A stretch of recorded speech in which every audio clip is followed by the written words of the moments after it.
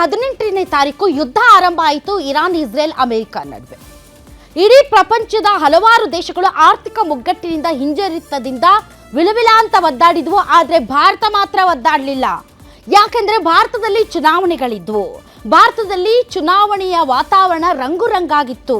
ಚುನಾವಣೆಯ ರ್ಯಾಲಿಗಳಲ್ಲಿ, ಭಾಷಣಗಳಲ್ಲಿ ಎಲ್ಲಿಯೂ ಕೂಡ ಭಾರತದ ಆರ್ಥಿಕ ಪರಿಸ್ಥಿತಿ ಕಂಗೆಟ್ಟಿದೆ ಅಥವಾ ಭಾರತದ ಆರ್ಥಿಕ ಪರಿಸ್ಥಿತಿ ತುಂಬಾ ಆಘಾತಕ್ಕೊಳಗಾಗಿದೆ ಅನ್ನೋ ವಿಚಾರ ಯಾರೂ ಮಾತಾಡಲಿಲ್ಲ.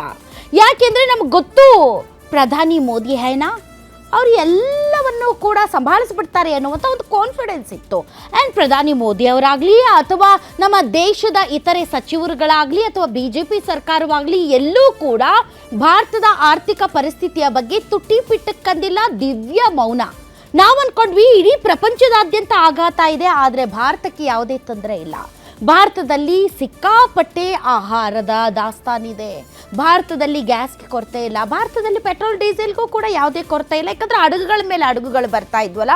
ಆ್ಯಂಡ್ ನಮ್ಮ ದೇಶದ ಪ್ರಧಾನಿಯವರ ಒಂದು ರಾಜತಾಂತ್ರಿಕ ವ್ಯವಸ್ಥೆಯಲ್ಲಿ ವಿದೇಶಿ ನೀತಿ ಎಷ್ಟರ ಮಟ್ಟಿಗೆ ತುಂಬ ಸಕ್ಸಸ್ಫುಲ್ ಆಗಿದೆ ಅಂದರೆ ನಮ್ಮ ದೇಶಕ್ಕೆ ಯಾವುದೇ ರೀತಿಯಾದಂಥ ಹೊಡೆತ ಇಲ್ಲ ಅಂತ ನಾವೆಲ್ಲರೂ ಆರಾಮಾಗಿದ್ವಿ. ಚುನಾವಣೆ ಮುಗೀತು, ಹೊಸ ಹೊಸ ಸರ್ಕಾರಗಳು ಬಂದವು. ಇದ್ದಕ್ಕಿದ್ದಂತೆ ನಿನ್ನೆ ದೇಶದ ಪ್ರಧಾನಿ ಹೈದರಾಬಾದ್ನ ರ್ಯಾಲಿಯೊಂದರಲ್ಲಿ ಭಾಗವಹಿಸಿ ಮೇರೆ ಸಾಥಿಯೋ, ಕೊರೋನಾ ಟೈಮಲ್ಲಿ ನೀವು ವರ್ಕ್ ಫ್ರಮ್ ಹೋಮ್ ಮಾಡಿದ್ರಿ ಅಂದ ತಕ್ಷಣ ಎಲ್ಲರಿಗೂ ಎದೆ ಡವಡವಡವ ಶುರುವಾಯಿತು. ಏನು ಹೇಳ್ತಾ ಇದ್ದಾರೆ ಸಾಹೇಬ್ರು ಅಂತ. ಯಾಕೆ ಅಂದರೆ ನೋಟ್ ಬಂದಿ ಅಂದರು, ಅಡ್ಜಸ್ಟ್ ಮಾಡ್ಕೊಂಡ್ವಿ. ಕೊರೋನಾ ಟೈಮಲ್ಲಿ ಆಕ್ಸಿಜನ್ ಇಲ್ಲದೆ ಎಲ್ಲರೂ ಸತ್ತೋದ್ರು ಭಾಳ ಜನ. ನಾವು ಅಡ್ಜಸ್ಟ್ ಮಾಡ್ಕೊಂಡ್ವಿ, ಚಪ್ಪಾಳೆ ತಟ್ಟಿದ್ವಿ ಮತ್ತು ಏನೇನೋ ಮಾಡಿದ್ವಿ, ದೀಪ ಹಚ್ಚಿದ್ವಿ. ಆದರೆ ಈಗ ವರ್ಕ್ ಫ್ರಮ್ ಹೋಮ್ ಮಾಡಿ, ಬಂಗಾರ ಖರೀದಿ ಮಾಡಬೇಡಿ, ವಿದೇಶಿ ಪ್ರಯಾಣ ಮಾಡಬೇಡಿ, ರೈತರು ರಸಗೊಬ್ಬರ ಬಳಸಬೇಡಿ, ಸಾವಯವ ಕೃಷಿಯನ್ನು ಮಾಡಿ, ಪ್ರಯಾಣ ಮಾಡುವಾಗ ಪೆಟ್ರೋಲ್ ಡೀಸೆಲ್ ವಾಹನಗಳನ್ನು ಬಳಸಬೇಡಿ, ಆದಷ್ಟು ಪ್ರಯಾಣವನ್ನೇ ಕಡಿತ ಮಾಡಿ, ಅಡುಗೆ ಅನಿಲ ಬಳಸಬೇಡಿ, ಕರೆದಿದ್ದು ಪರೆದಿದ್ದು ತಿನ್ನಬೇಡಿ, ಪಾರ್ಟಿಗಳು ಮಾಡಬೇಡಿ, ಸಮಾರಂಭಗಳು ಮಾಡಬೇಡಿ, ಮದುವೆಗಳು ಮಾಡಬೇಡಿ ಅಂತ ಇವು ರೂಲ್ಸ್ ಅಲ್ಲ.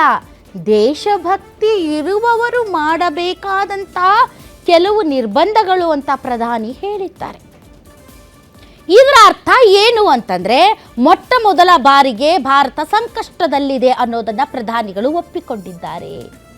ಆ ಮೂಲಕ ಲಾಕ್ಡೌನ್ನಲ್ಲಿ ಕೇಳ್ತಾ ಇದ್ದಂತಹ ವರ್ಕ್ ಫ್ರಮ್ ಹೋಮ್, ಪಾರ್ಟಿ ಬೇಡ, ಅದು ಬೇಡ, ಇದು ಬೇಡ ಅನ್ನುವಂಥದ್ದು ಈಗ ಮತ್ತೆ ಕೇಳ್ತಾ ಇದ್ದೀವಿ. ಅಂದರೆ ಅರ್ಥ ಲಾಕ್ಡೌನ್ನಂತಹ ಪರಿಸ್ಥಿತಿಗೆ ನಾವು ಹೋಗ್ತಾ ಇದ್ದೀವಾ, ಅದಕ್ಕೆ ಪ್ರಧಾನಮಂತ್ರಿಗಳು ದೇಶಭಕ್ತಿಯ ಇಮೋಷ್ನಲ್ ಟಚ್ ಕೊಟ್ಟು ನಮ್ಮೆಲ್ಲರಿಗೂ ಕೂಡ ಕೆಲ ನಿರ್ಬಂಧಗಳನ್ನು ಹಾಕ್ತಾ ಇದ್ದಾರಾ ಅನ್ನೋದಕ್ಕೆ ಸಂಬಂಧಪಟ್ಟಂತೆ ಇವತ್ತು ನಾವು ಚರ್ಚೆ ಮಾಡ್ತೀವಿ. ಇದೇ ಈ ಕ್ಷಣದ ಸ್ಪೆಷಲ್ ಬಿಗ್ ವಾರ್ನಿಂಗ್, ನಮೋ ಅಲರ್ಟ್.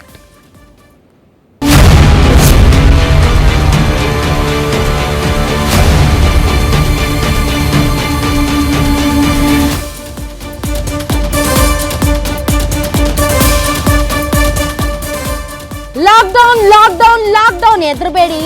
ಲಾಕ್ಡೌನ್ ಅಲ್ಲ, ಭಾರತಕ್ಕೆ ಲಾಕ್ಡೌನ್ ನಂತಹ ಪರಿಸ್ಥಿತಿ ಶುರುವಾಗಿದೆಯಾ? ಕೋವಿಡ್ ನಂತಹ ಆ ದಿನಗಳು ಮರುಕಳಿಸುತ್ತಾ?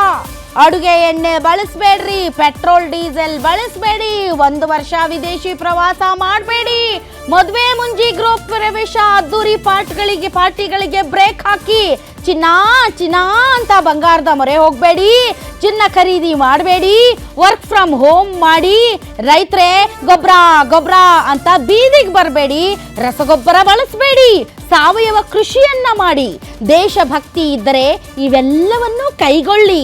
ಭಾರತ ಸಂಕಷ್ಟದಲ್ಲಿದೆ, ಆರ್ಥಿಕವಾಗಿ ಪೆಟ್ಟು ಬೀಳ್ತಾ ಇದೆ. ಪೆಟ್ರೋಲ್ ಡೀಸೆಲ್ ಕೊರತೆನಾ? ಸದ್ಯದಲ್ಲೇ ತೈಲ ಬೆಲೆ ಜಾಸ್ತಿನಾ?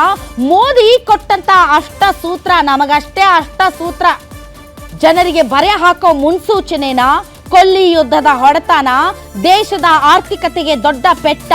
ಮೋದಿ ಅಲರ್ಟ್ನ ಸತ್ಯ ಏನು? ಆರ್ಥಿಕ ತಜ್ಞರು ಹೇಳೋದೇನು? ಮುಂದೆ ನಮ್ಮ ಪರಿಸ್ಥಿತಿ ಏನು?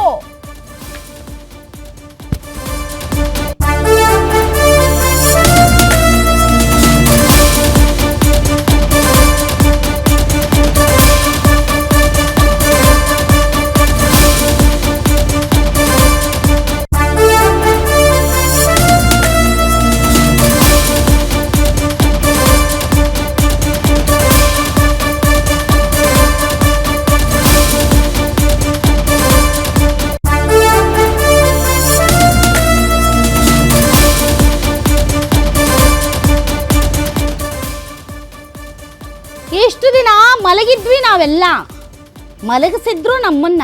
ಯಾಕಂದ್ರೆ ಚುನಾವಣೆಗಳಿದ್ವಲ್ಲ, ಈಗ ಹೊಡೆದು ಎಬ್ಬಸ್ತಾ ಇದ್ದಾರೆ, ಸಂಕಷ್ಟದಲ್ಲಿದ್ದೀವಿ ಎಲ್ಲ ಪಾಲಿಸಿ ಅಂತ. ಹಾಗಾದ್ರೆ ಮೋದಿ ಸಾಹೇಬ್ರು ಏನು ಹೇಳಿದ್ದಾರೆ ಬನ್ನಿ ನೋಡೋಣ.